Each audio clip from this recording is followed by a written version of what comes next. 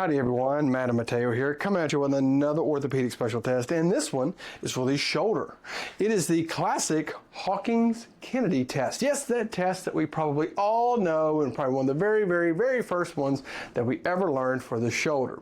So this test came from a paper in 1980 by Dr. R.J. Hawkins and Dr. J.C. Kennedy. And in this paper, they were looking at impingement syndrome in overhead athletes. And so looking at like how to grade them, and do you need to have surgery or not.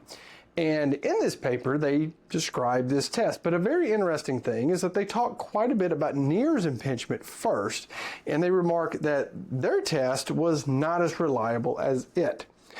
Now, they developed this test based upon just some anatomical studies, and they found like when you do it, you compress the supra and the supraspinatus and the biceps tendon against the coracoacromial ligament. And they did say that this is a test to consider if you want to do a resection of that coracoacromial ligament. But let's get into how to do it. To perform this test, you can have the person seated. Mateo's just standing here. This makes it easier.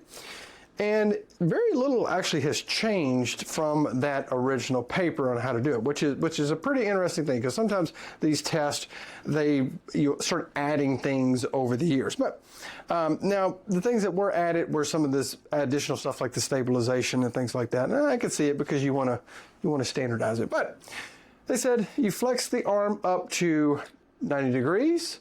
You bend the elbow to 90 degrees, you can stabilize the shoulder, and then you just take them into internal rotation. Now, in the original paper, it didn't say how forceful or anything like that, but when you bring them into that position, a positive is a production of their pain or their symptoms.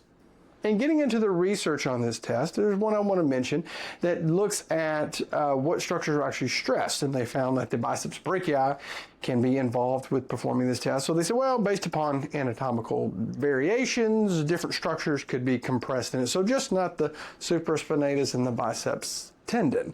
So there could be variability, like I said. Now, getting into the things like the sensitivity and specificity, one paper did find a sensitivity of 89%, a specificity of 22%, so not very good on that specificity.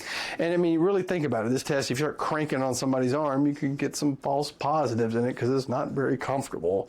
Another one did find some variations in the positive predictive value and the negative predictive value. So like the positive predictive value of 1.14 to 2.12, and a negative predictive value anywhere between 0 and 0.88. So it's just kind of all over the place with it. But many researchers say like it is a test that you can utilize in it. You can have it like a part of it, but it's probably not the best thing and not the only thing to rely on.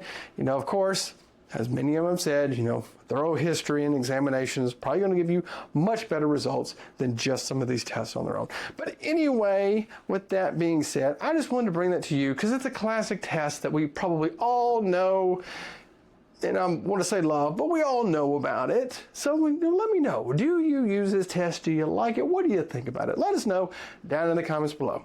And like Mateo always says, take care of yourself, take care of your patients. We'll see you next time.